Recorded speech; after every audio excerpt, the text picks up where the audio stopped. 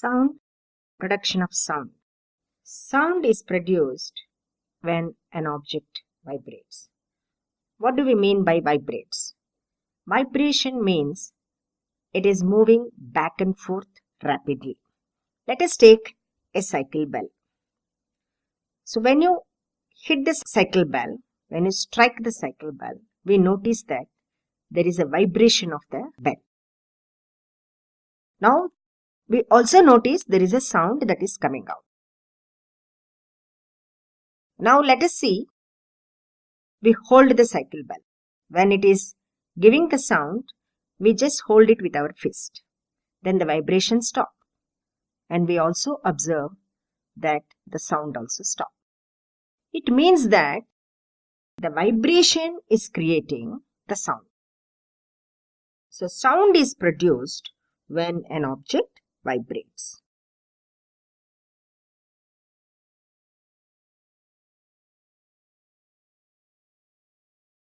Vibrates means moves back and forth. So, an example of which just now we discussed is a cycle bell or a bicycle bell. We also can say that sound is produced by vibrating objects. So, in other words, we say sound is produced by vibrating objects. In the case of cycle bell, the vibrating object is the one on which we press our finger on. So, when you press that, so we gave it a push. We gave it a hit. Then the bell starts vibrating. So, the sound is produced. So, we also understand from this that for the vibrating object to produce sound, it requires some energy. So, it has certain amount of energy which it travels in the form of sound waves. So, from this we understand that the vibrating objects have certain amount of energy. So, this have certain amount of energy and that energy is travelled in the form of sound waves. Now, this energy that is required to make an object vibrate and produce sound is provided by what? It's provided by an external source. So, this energy provided by an external source. So, from this discussion we understand sound is produced when an object vibrates, and for the object to vibrate it requires an energy. That energy is given by an external source and this energy is travelled in the form of sound waves. So, this external source can be like example a hand with which we strike something or a wind, etc. Let's see examples of practical examples where the sound is created. For example, buzzing sound of bees. We see a buzzing sound of bees. So, let us categorize how this sound is getting produced. If we take buzzing sound of bees, how does it come? It comes from the vibration of wings. So, the wings vibrate. So, that vibration creates sound. Now, in the case of sitar or veena, all the musical instruments, it is created by the vibration of strings. The stretched strings. The strings are stretched in these cases. Like for example, let me draw. So, in all these examples, if you notice, see the vocal cords here and how the vocal cords vibrate. So, with the vocal cords vibrating, our voice is heard. So, our voice comes because of the vibrations of vocal cords as seen in the figure. In the same way, if you take the flute, the sound comes from the flute because of the vibrations of air inside the flute. Same way, if you take the drum, when you strike it with a stake, then the skin on the drum vibrates. So, because of the vibration of its skin, or it's called membrane. So, vibration of its membrane, the sound is produced. If you take the sitar, the sound is produced because of the vibrations of the stretched strings. Sitar or veena or anything, it is because of the stretched strings.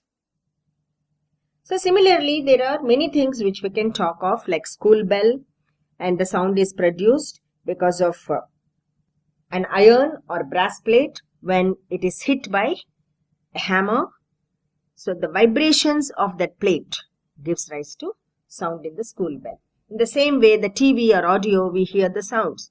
We hear a lot of music, lot of things from TV or audio. So the sound is produced basically because of the vibrations of the diaphragm of a speaker. So in TV or radio, if you take it, it is produced because of the vibrations of thin diaphragm which is there on the speaker. A thin diaphragm of the speaker gives the sound in the TV. So this is the way we understand from these practical examples how the sound is produced. Sound is produced because of the vibrations. So in the lab, we produce this sound using the tuning fork. In the laboratory experiments,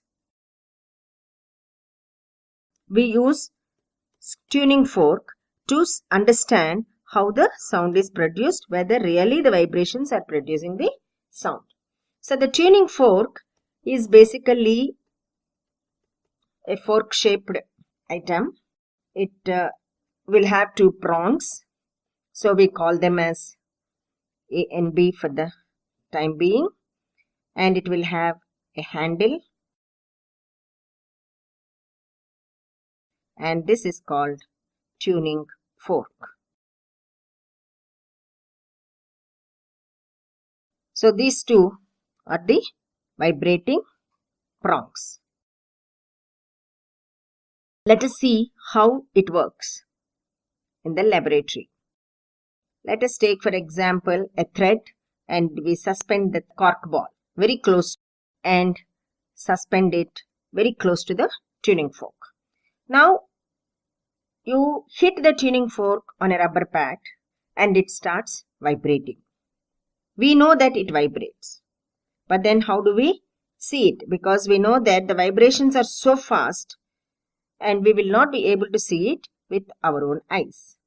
So it is vibrating. How do we prove that the vibrations are there? There is a sound, but vibrations are there. So in order to see these vibrations by the tuning fork, so you hang this cork ball, suspend it and bring it close to the fork. And the cork ball will be pushed out. So we notice that the cork ball will be somewhere. So it has moved. The cork ball moved from its position close to the fork to its right side. So it moves to its right side. So it means that the movement happened. So that movement is created because of the tuning fork hitting it. And how did it hit it? Because there are vibrations. So the vibrations made the tuning fork move closer to the ball and touch the ball, so ball moved. This shows that a sounding tuning fork vibrates and pushes away the pith ball or cork ball, whatever the ball we use there. In the same manner, we also can do the same experiment on a beaker of water and we see that the water splashes. So when there is water inside the beaker and then we keep the tuning fork very close to the water surface, then what happens? We notice that the water starts splashing out. So this splash of water is because there is a vibrations in the tuning fork, and that vibrations have made the water splash. So these two are the experimental analysis for sound and the vibrations of the objects. By understanding the vibration, we know that there is a vibration of this object called tuning fork, and which gives rise to sound when we hit it with a hard rubber pad. So we understand from these experiments, the first experiment told us that a sounding tuning fork vibrates. Why did we say sounding tuning fork? Because the tuning fork is already hit with the hard rubber pad. So it creates the sound. That when you take it close to this suspending ball, it moves. So we know that there are vibrations.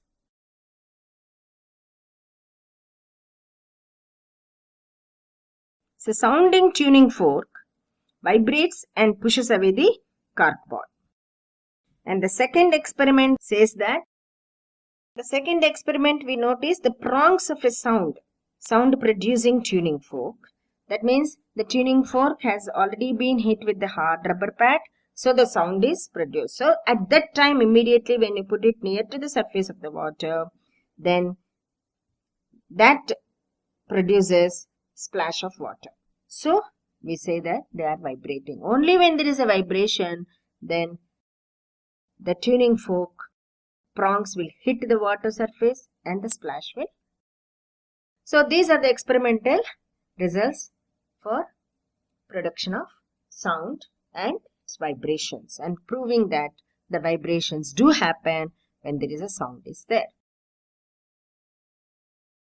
So sound is produced by vibrating tuning forks. So we can say that conclusion is that sound is produced by vibrating tuning forks.